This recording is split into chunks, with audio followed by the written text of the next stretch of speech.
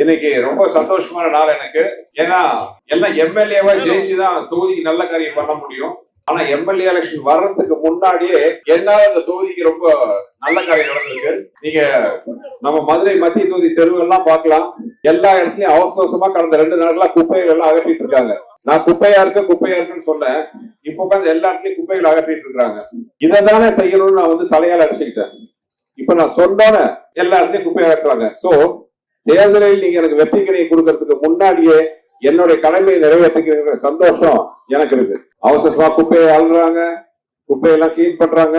மதிப்புக்குரிய இந்த தொகுதியின் வேட்பாளர் அமைச்சர் அவர்கள் இந்த தொகுதியில தன்னோட சாதனையா என்ன சொன்னாரு, ஒரு அமைச்சர் என்னெல்லாம் காரியம் பண்ணலாம் அதெல்லாம் விட்டுட்டு 3 கக்கூஸ் கட்டினேட்டு ஒரு சாதனையா சொன்னாரு.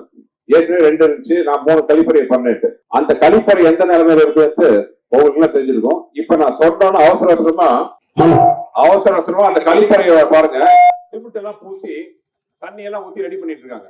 இவ்வளவு நாளா அந்த கழிப்பறை அமைச்சர் தான் கட்டினதா சொன்ன கழிப்பறையோட நிலைமை எப்படி இருந்துச்சுன்னு உங்களுக்கு எல்லாம் தெரியும். தண்ணி வராம, சுகாதாரம் இல்லாம, சிமெண்ட் பேர்ந்து யாரும் பயன்படுத்த முடியாத முறையில இருந்துச்சு. இப்ப அந்த 3 கழிப்பறையும் அவசர அவசரமா 2 நாளா சிமெண்ட் எல்லாம் பூசி தரையெல்லாம் ரெடி பண்ணிட்டு இருக்காங்க. இதுதான் இந்த அரசாங்கத்தின் நிலைமை. இதைதான் நான் தண்ணி கேட்டுட்டு இருக்கேன். 5 வருஷமா பண்ணாத காரியத்தை இப்போ உட்காந்து தேர்தல் நேரத்துல உங்களெல்லாம் ஏமாத்துறதுக்காக பாருங்க அவசரமா பண்ணிட்டு இருக்காங்க. தெருவில் இருக்கிற குப்பைகள்லாம் அள்ளப்படுது, கழிப்பறைகள்லாம் தயார் செய்யப்படுது, இந்த வேலையெல்லாம் வருது. 5 வருஷமா உங்களை தேடி வராத, உங்களை பார்க்க வராத இந்த சட்டமன்ற உறுப்பினர், இந்த தொகுதியின் அமைச்சர் இப்போ உங்களெல்லாம் தேடி தெரிந்துதான் வந்துட்டு இருக்காரு. தான் பெரிய படித்தவர், பண்பாளர்னு எல்லாத்தையும் சொல்லிட்டு இருக்க 2 நாளா தோல்வி பயத்துல இது வரைக்கும் எந்த வேட்பாளர் எதிர்த்து நிக்கிற எந்த வேட்பாளர் பத்தி பேச மாட்டேன், அவங்களுக்கு பதில் சொல்ல மாட்டேன் அப்படின்னு 10 வருஷமா இருந்தவரு இப்ப நான் கேட்கிற ஒவ்வொரு கேள்விக்கும் பதில் சொல்ல முடியாம தடுமாறிட்டு இருக்காரு. ஏதோ ப்ரோக்ரஸ் ரிப்போர்ட் மாதிரி சமூக நலந்த குழுத்தை கட்டினேன், அதை கட்டினேன், சாக்கடை வெட்டினேன்னு சொல்லிட்டு இருக்காரு. ஒரு அமைச்சர் பண்ணக்கூடிய காரியமாவது மதுரை மத்திய தொகுதி எவ்வளவு நல்ல காரியங்கள் பண்ணிருக்கலாம். மதுரை மீனாட்சி அம்மன் கோயில எத்தனை ஆயிரம் கோடி ஜிடிபி கொண்டு வரக்கூடிய சக்தி மிக்கது. அதையெல்லாம் எதுவுமே பண்ணாம இப்ப உட்காந்துட்டு சின்ன ஒரு கவுன்சில் பண்ணக்கூடிய காரியங்கள் எல்லாம் தான் பண்ணதா காரியம் தடக்கிட்டு இருக்காரு. நான் கேட்ட கேள்விக்கு எங்க பதில்? மதுரை மாநகராட்சி ஊழல், அந்த ஊழல்ல சம்பந்தப்பட்டவங்களுக்கும் உங்களுக்கு என்ன தொடர்பு? மேயரின் கணவர் பொன்வசந்தா கைது செய்யப்பட்டு ஜெயிலுக்கு போனாரு. 2 மாசம் ஜாமீன்ல வெளியில வந்துட்டாரு. அவரு அவரோட பதவியில உட்கார யார்? ஆயிரக்கணக்கான கோடி ஊழல்ல இந்த பகுதி கவுன்சிலர் சம்மந்தப்பட்டிருக்காரு. ஜெயில இருக்கிற ஜெயபாலாஜி யார்? அவரு யாரோட ஆளு? யாரோட வலது கை? பாரில போய் சுத்திட்டு இருக்காரு லட்சுமணன். தலைமறைவா போலீஸ் கண்ட படாம சுத்திட்டு இருக்காரு லட்சுமணன். அவரு யாரோட ஆளு?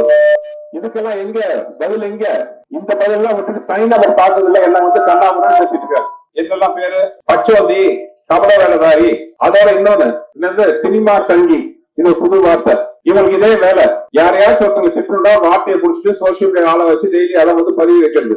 டபால் ஐயா நான் சினிமாவில் அதெல்லாம் ஓகே, நீங்க என்ன வேணாலும் தெரிஞ்சு கூத்தாரி தெரியும், பதில் சொல்லிட்டேன். உங்க துணை முதல்வர் உதயநிதி ஸ்டாலின் அவரும் சினிமா வச்சுதான் வந்திருக்காரு. உங்களுக்கு தைரியம் எடுத்து அவரை பார்த்து சொல்லுங்க பார்க்கலாம். என்ன போட சொல்றீங்க? இதுவரை வார்த்தைக்கு வார்த்தை படிச்சவன் சொல்லிட்டு என்ன ஏகவாசத்தை திட்டிட்டு இருக்காரு.